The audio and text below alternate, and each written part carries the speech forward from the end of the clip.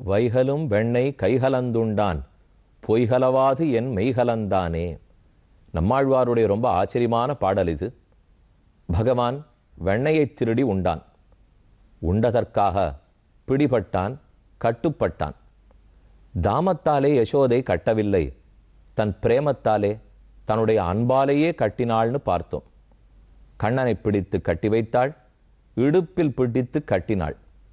ரொம்ப ஆச்சரியமான ஒரு கருத்து இவ்விடத்தில் உள்ளது. பகவானுடைய திருமேனியில் அவள் எப்ப கயற்ற வச்சு கட்டினாளோ அந்த கயிறு அழுந்தி அழிந்து ஒரு தடம் பதிந்து போயித்தான். அந்த தடத்தை நஞ்சியர் என்னும் மகாச்சாரியர் தேடுகிறார்.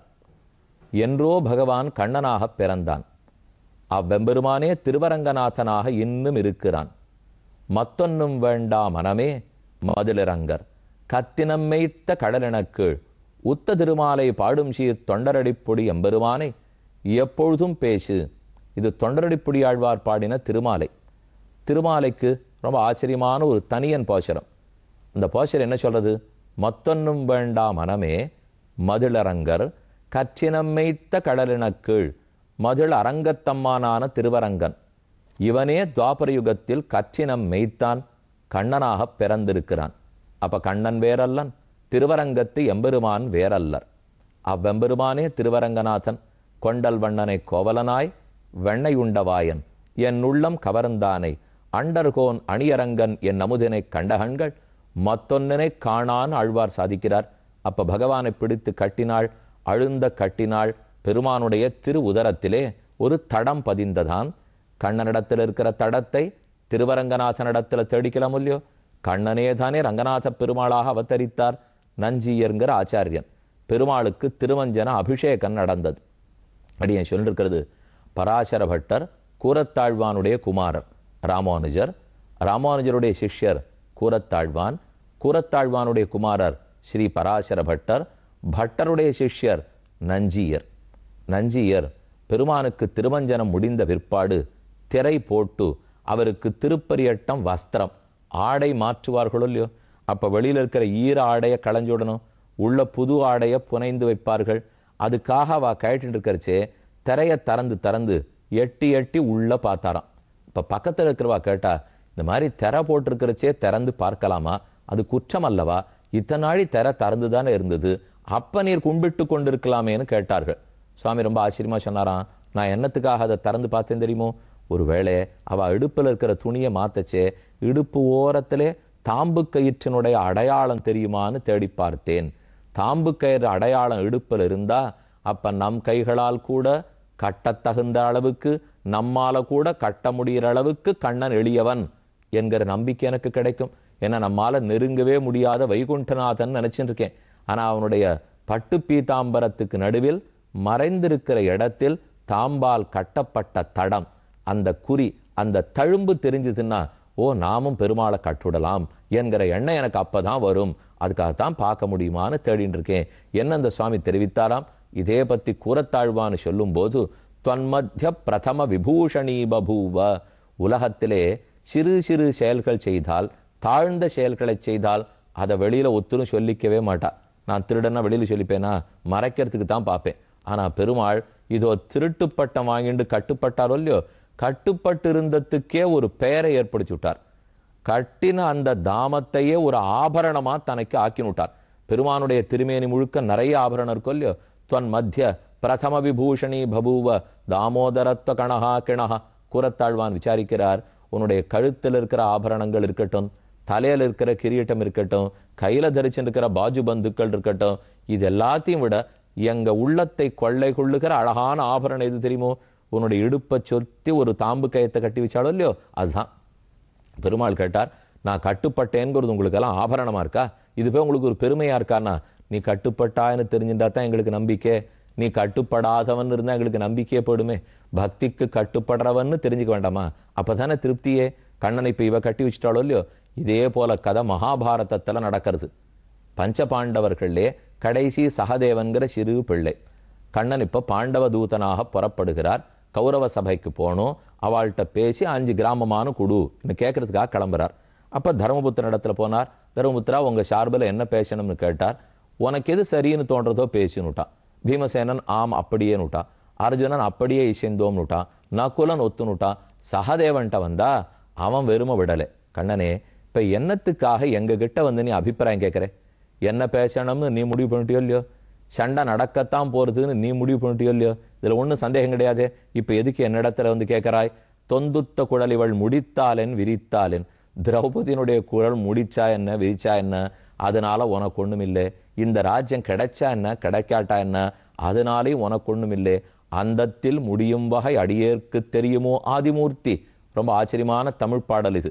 இந்த யுத்தம், இந்த 2 பேருக்கு இருக்கிற பிணக்கு, இது கடைசியில எப்படி முடிய போறது எங்களுக்கு என்ன தெரியும்? அந்தத்தில் முடியும் வகை அடியேற்கு தெரியுமோ. இந்த 2 வம்பும் எப்படி போய் முடிக்க போறதுன்னு எங்களுக்கு தெரியுமா? எனக்கு தெரியாதே என்ன சகதேவன் சொல்றானோ இல்லையோ, அவன் அந்த அபிப்பிராயத்தில் சொல்லவே இல்லையா. இந்த பாட்டை ஒரு இடத்துல கமா போட்டுண்டோன்னா போறோம், கொஞ்சம் பிரிச்சா பார்த்துடலாம். அந்தத்தில் முடியும் வகை அடியேற்கு தெரியுமோ கேள்வியும் கேட்கல. அந்தத்தில் முடியும் வகை அடியேற்கு தெரியும் ஓ ஆதிமூர்த்தி. இது என்ன முடிய போறதுன்னு எனக்கு நன்னாவே தெரியும். உன் உள்ளத்தின்படி தான் அது முடிக்க போறது. நான் ஒரு அபிப்பிராயம் சொல்லட்டுமா? இந்த சண்டை மட்டும் நடக்கக்கூடாதுன்னா ஒரே வழி, உன்னை கட்டி வச்சு சிறைச்சாலையில போட்டுட்டா இந்த சண்டை நடக்கவே நடக்காது. துரியோதனாதிகளுக்கும் சண்டைன்றதுல ஒன்றும் விருப்பம் இல்லை, எங்களுக்கு ஒன்று சண்டை போடுறதுல ஆசை இல்லை. நீ தான் வேணும்னு இந்த சண்டைக்காக வரிந்து கட்டி கொண்டு முயற்சித்து கொண்டு இருக்கிறாய். உன்னை கட்டி சிறைச்சாலையில் அடைச்சுட்டோம், இந்த சண்டையே நடக்காதுன்னா சகதேவன். கண்ணனுக்கு உள்ளூர ஆனந்தம். இந்த சின்ன பிள்ளை எவ்வளவு அழகா நம்ம பத்தி தெரிஞ்சு வச்சுட்டு இருக்கான். ஆனா கண்ணன் சொல்றார், வேணும்னு கோபத்தை வரவழைச்சிருந்து என்னை கட்டுறதுக்கு உன்னால முடியுமா அப்படின்னு கேட்கிறார். சகதேவன் சொன்னா, என்னால கட்ட முடியாது, கட்டும்படி நீ நின்றாயன்னால் கட்டி விடுவேன். அப்படி கூட நடந்திருக்கான்னா, உன் தாய் யசோதை கட்ட கட்ட நீ கட்டுண்ண பண்ணிய பெருமாயனாய் நீயே அவளுக்கு அடங்கி நிக்கலையா? அதோ இடுப்பை பார்த்தா இப்போ அந்த தழும்பு தெரியறது பார். அந்த தழும்பை பார்க்க பார்க்கத்தான் எங்களுக்கு திருப்தி. என்னால கட்ட முடியும், கட்டும்படி நீ நிற்கணும்னார். கண்ணன் வேணும்னு கையை இப்படி வச்சுட்டாராம். அழகான ஒரு புஷ்ப மாலையை எடுத்து சகதேவன் கண்ணனுடைய கைகளை கட்ட, அதிலிருந்து விடுதலை பெற மாட்டாமல், சகதேவா என்னை அவித்து விடு, நான் பாண்டவ தூதனா போகணும், என்னால் இந்த கட்டை அறுத்தெறிஞ்சிக்க முடியலை என்று கண்ணன் கெஞ்சி சகதேவன் அவிழ்த்து விட போனான்னு சரித்தம். அப்ப பக்தர்கள் கட்டுட்டா அவள்கிட்ட வேண்டி கொண்டுதான் பெருமான் விடுதலை அடையணும். அதே சமயத்திலே நாம நம்முடைய அகங்காரத்தாலே, நம் சுவாதந்திரத்தாலே, கோபத்தாலே செருக்கால கட்டணம்னு பார்த்தால் அனைத்தையும் உடைத்தெறிந்து விடுகிறான் எம்பெருமான். எப்பேற்பட்ட காரியமும் ரொம்ப சுலபம். ரொம்ப சுலபமா நாம கட்டணம்னாலும் கட்டுடலாம். ஆழ்வார் ஒரு பாசுரத்தில் தாமோதரனை ஆமோ தரமறியான்னு கேட்டார். தாமோதரனுடைய பெருமை யாராலையான்னு தெரிஞ்சுக்க முடியுமா என்று கேட்கிறார். நமக்கு சந்தேகம், இங்க எங்க பெருமை? ஒரே எளிமை என்ன இருக்கு? சின்ன காரியம் யாரோத்தி வச்சு கட்டி அடிக்கிறா, இதுல போய் ஒரு பெருமையானா? பரவாசுதேவன், வைகுண்டநாதன், நாராயணன், மாதவன், இதெல்லாம் பெருமைக்கு எல்லை. பெருமையினுடைய எல்லையை நம்மால பார்க்கவே முடியாது. இருக்கட்டும், எளிமை, எளிமைக்கு எல்லையை பார்க்கலாமன்னா எளிமை கீழே கீழே கீழே கீழே போகும் இல்லையோ? அப்ப கடைசி பள்ளத்திலே இதுதான் கண்ணனின் எளிமைக்கு எல்லை பார்த்துடலாமான்னா அதையும் பார்க்க முடியாது. அவன் பெருமைக்கு எல்லையும் பார்க்க இயலாது, அவன் எளிமைக்கு எல்லையும் பார்க்க முடியாது. தாமோதரனை ஆமோ தரமறிய, தாமோதர பெருமாளுடையது என்னன்னு பெருமையை நீங்க தெரிஞ்சு விடுவீளான்னா ஆழ்வார் என்ன கேட்கிறான்னா, தாமோதரன் கட்டுப்பட்டவன், எடைச்சி கையால கட்டுப்பட்டு அடிபட்டு கொண்டு நிற்கிறார். அந்த பெருமானுடைய பெருமையே உங்களால தெரிஞ்சுக்க முடியாதுன்னா எங்க நாராயணனுடைய பெருமையை நாம தெரிஞ்சுக்க போறோம்? இதுவே முடியலன்னா அது எங்கேயா நடக்க போறதா? அதைத்தான் இந்த இடத்துல சாதித்தார். தாமோதரத்துவம் பெருமானுக்கு கிடைத்த பட்ட பெயர். அவருடைய திருமேனி ஓரோரு இடத்திலையும் ஓரொரு தழும்பு இருக்கும். அந்தந்த தழும்பை பார்த்து நம்ம ஓரொரு பெருமையை புரிஞ்சுக்கணும். பகவானுடைய வலது காலில் ஒரு தழும்பு இருக்கு, அகல்லையை தீண்டி கல்லை பெண்ணாக்கினான்கிற தழும்பு. அதை பார்க்க செய்யலாம். பாபங்களை போக்குகிறார், சாபத்தை முடிக்கிறார், கல்லை கூட பெண்ணாக்கிடுவார். வலது கால் தழும்பை சேவிச்சோன்னா புரிஞ்சுப்படும். இடது கால் தழும்பு உலகத்தையெல்லாம் தாவி திருவிக்கிரமாவதாரத்தில் அளந்தபோது இடது திருவடி மேல் நோக்கத்தை போயிற்று. அதுதான் பிரம்மாவனுடைய சத்தியலோகத்துக்கு போய் அவர் கமண்டலு தீர்த்தத்தாலே கழுவ அங்கிருந்து கங்கையாறு ஓடி வந்து சொல்லியோ. அப்ப கங்கை ஆற்றுக்கே உற்பத்தி ஸ்தானம். இது இடது காலுக்கே இருக்கிற தனி தழும்பு. அடுத்தது பார்த்தா பெருமானுடைய முழங்கால தழும்பு, யசோதை சொல்லிக் கொடுக்க தன் முகத்து சுட்டி தூங்க தூங்க தவழ்ந்து போய் முன்னும் பின்னும் போய் தவழ்ந்தார் ஒல்லியோ. தவழ்ந்த கண்ணன்கிற தழும்பை இப்போதும் சேவித்துக் கொள்ளலாம். அடுத்து பெருமானுடைய உயர்ந்த தொடைகள் மது கைடவர் முதலான அரக்கர்கள் அசுரர்கள் இவர்கள் அனைவரும் இந்த தொடையில வைத்துத்தான் அழித்தான் எம்பெருமான். இடைக்கு வந்தால் அதுதான் தாம்பு கயிற்றாலே கட்டப்பட்டு இப்பவும் அதுல இருக்கிற தழும்பு பார்க்கறச்சே நமக்குன்னு எளியவன் எம்பெருமான் கட்டுப்படுவான். நாம சொன்னாலும் கேட்டுப்பார். பக்தியால கட்டுடலான்னு தெரிஞ்சுக்கலாம். அடுத்து உந்தித்தாமரையிலே தழும்பு பிரமனை படைத்து உலகத்தையே உற்பத்தி செய்த தழும்பு.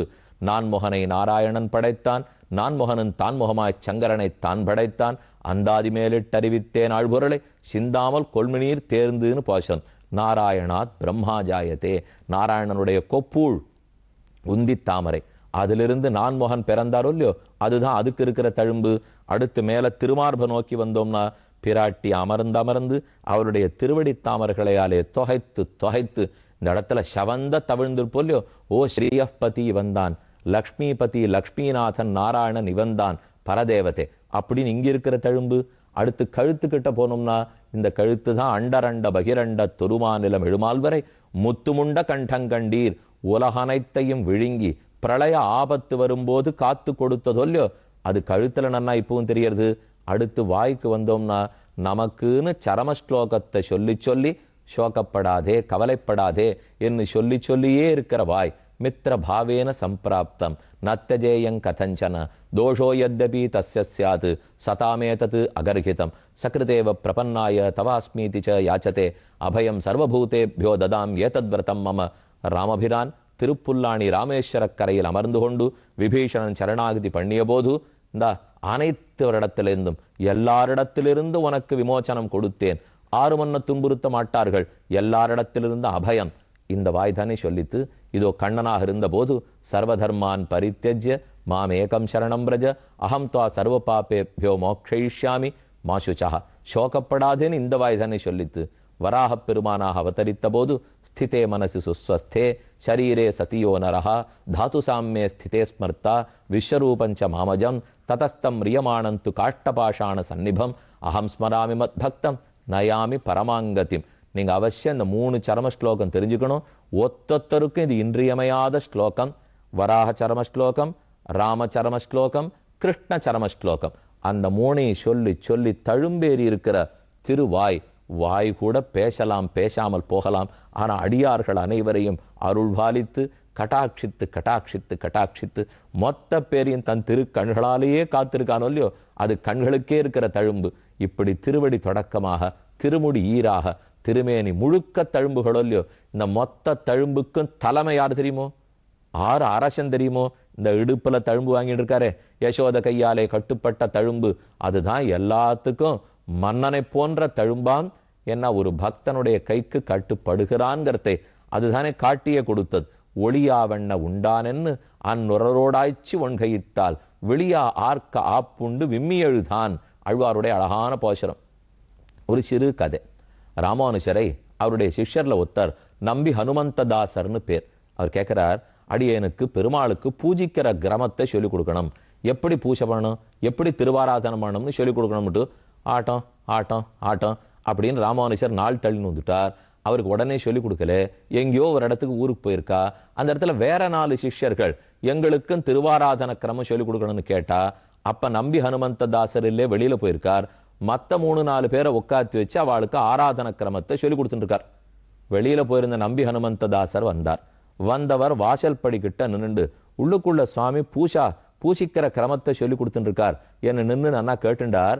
வாசப்படியில் அவர் முகத்தை பார்த்தவுடனே உள்ளூர ஒரு நடுக்க வந்துதான் ராமானுஜருக்கு. அவர் உள்ள கூட்டார். எனக்கு ரொம்ப நாளா ஒரு சந்தேகம் இருந்தது, இன்னைக்கு அந்த ஐயன் தீந்து போச்சு. பரமேஸ்வரனான கண்ணன் பரம்பொருள் போய் ஒரு யசோதைக்கு பயப்படுவனா, அவ கற்றாளுங்கிறதுக்காக பயப்படுவனான்னு சந்தேகப்பட்டுன்னு. ரொம்ப பெரியவனா இருந்தாலும் தப்பு பண்ணா பயப்படணும்னு இப்ப நான் புரிஞ்சுனுட்டேன். நீர் எங்கிட்ட கத்துக்கணும்னு கேட்டீரோ இல்லையோ, உமக்கு நான் சொல்லாமல் இப்ப கேட்ட 3 பேருக்கு உட்காந்து சொல்லி கொடுத்தேனோ இல்லையோ, உம்மை பார்த்த உடனே எனக்கு உள்ளூர எவ்வளவு நடுக்க வந்துரு தெரியுமா. இத்தனைக்கு நான் குரு, நான் ஆச்சாரியன், நீர் சிஷ்யன் தான். ஆனா சிஷ்யனை பார்த்து நான் நடுங்கினேனோ இல்லையோ, தப்பு பண்ணா பெரியவங்க கூட நடுங்கித்தான் ஆனும். இதனாலதான் கண்ணனு யசோதையை கண்டு நடுங்கி இருப்பார். புரிஞ்சுனுட்டேனாராம். அப்ப அவ்வளவு அழகான அனுபவம்னா இது. பெருமானை கட்டுப்படுத்தி நிறுத்தினாள். கட்டி வச்சுட்டா. ஓடுறதுக்கு முடியல, நிக்கிறதுக்கு முடியல. எதி சக்னோஷி கச்சத்வம் அதிசஞ்சல சேஷ்டித. ரொம்ப சேட்டை பண்ற பிள்ளையே, உன்னால இந்த இடத்தை விட்டு ஓட முடியும்னா ஓடிப்பார் என்று சொன்னா. பார்த்துட்டு பக்கத்தில் இருக்கிற ஆடு மாடுகளை பார்க்கறதுக்காக அவ கிளம்பி போயிட்டா. கண்ணனானா விம்மி விதிர்த்து கொண்டு நிற்கிறார். எங்கோ போயிருந்த நந்தகோபாலன் திரும்புகிறார். என்ன பேசினார், என்ன பண்ணார்ங்கிறத அடுத்த நாள் சொல்றேன்.